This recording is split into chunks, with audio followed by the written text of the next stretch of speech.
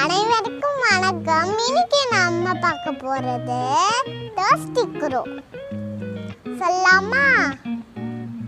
ஒரு வாட்டி ஒரு காக்கா இருந்துச்சா.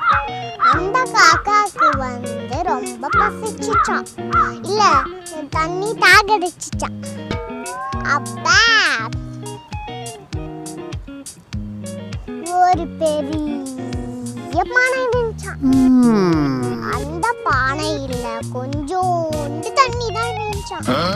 அதை பார்த்த உடனே அங்க ஒரு கல் இருந்துச்சான். அது அந்த தண்ணியில நிறைய போட்டு அந்த தண்ணியில மேல ஏறி நிறைய வந்த உடனே அந்த காக்கா குடிச்சிட்டு அது வீட்டுக்கு ஹாப்பியா ஃப்ளை பண்ணி போயிடுச்சான். Thank you everyone.